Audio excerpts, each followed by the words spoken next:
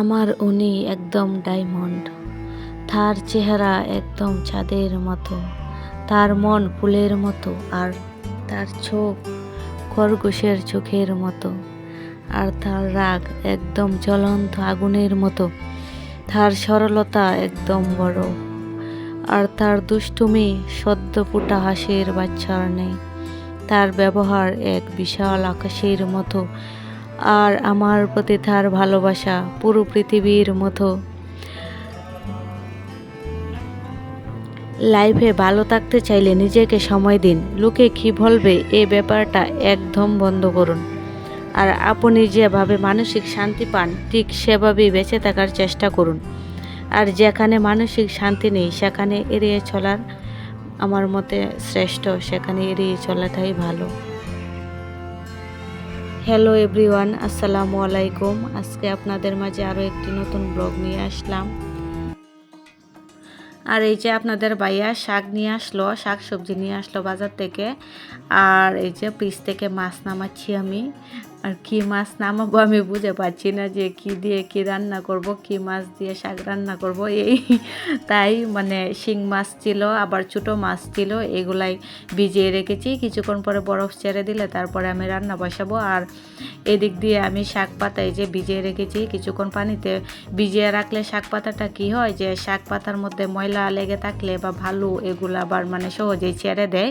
তো আর বিশেষ করে আমি কিছুক্ষণ আগে পানিতে ভিজিয়ে রাখি, তাহলে সুন্দরভাবে পরিষ্কার হয়ে যায় একদম। আর এগুলো আমি ছোটো মাছ দিয়ে রান্না করব, অল্প কিছু তেল দিয়ে ভাজবো। আর এদিক দিয়ে এই যে দেখেন ভাত বসিয়ে দিয়েছি। আর আজকে রান্না করব এই যে যা শাকটা গাছ নিয়ে আসছে আপনাদের বাইরে, আর ভাত বসাইলাম। আর এদিক দিয়ে ডাল হচ্ছে, টক ডাল রান্না করব আমি। এই যে দেখেন কাঁচা আমও নামিয়ে রেখেছি, কাঁচা আম দিয়ে ওই যে এগুলো আমি আবার ফ্রিজে সংরক্ষণ করে রেখেছিলাম। এই কাঁচা আম দিয়ে আজকে টক ডাল রান্না করব। আর এদিক দিয়ে আমার মনে করেন যে পরীক্ষার রুটিনও হয়ে গেছে, হালকা পাতলা কিছু পড়াশোনা না করলে তো আর হয় না। আর আমরা যারা বাচ্চার মা আছি মনে করেন যে ওনারা তো বুঝবেন যে বাচ্চা টাচ্চা নিয়ে পড়াশোনার যে কি একটা মানে প্যারা, টাইমেই মেনটেন করা যায় না একদম। আর এই যে আমি এই মানে ভাত বসিয়ে রেখে আসছি, আর ডাল এই মানে কিছুক্ষণ মানে সময় যদি আমার হাতে বেঁচে যায় তাহলে সেই সময়টুকু আমি কাজে লাগানোর চেষ্টা করি। এই যে কিছুক্ষণ আমি পড়াশোনা করে নেব, কারণ এখন বাচ্চারা ঘুমে তাই। আর এই দিক দিয়ে আজকে মাসের বাজারও করে নিয়ে আসছে আপনার ভাইয়া। এই যে আমি বাজার সদাই এই যে গুছাইলাম। আর বাবুর প্যাম্পাস মানে ওর আবার প্যাম্পাস লাগে, কারণ বৃষ্টির দিন ইদানিং মানে একটু। আর ঢাকা শহরে তো মনে করেন যে কাপড় শুকানোর তেমন ব্যবস্থাও নেই। আর আমাদের বাসার মনে করেন যে ছাদে মানে কাজ চলতেছে ছাদে, এই জন্য ছাদে উঠাও যায় না ইদানিং।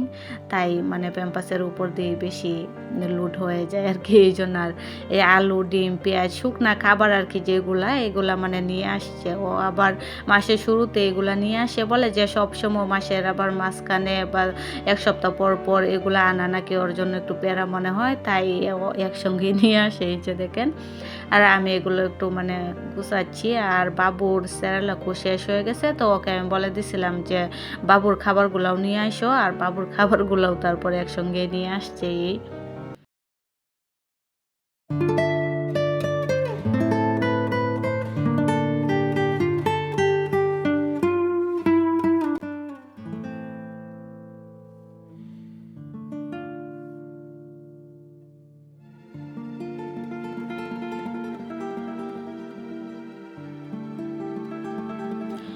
আর ভিডিওর মাঝখানে আপুদেরকে আবারও আমি রিকোয়েস্ট করব, আমার ভিডিওটি যদি আপনাদের কোনো অংশটুকু ভালো লেগে থাকে তাহলে প্লিজ একটি লাইক দিবেন, আর আমাকে অবশ্যই সাবস্ক্রাইব করবেন।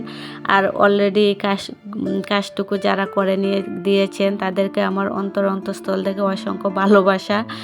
আর এই যে দেখেন বাবুর খাবারগুলো এখন নামাচ্ছি।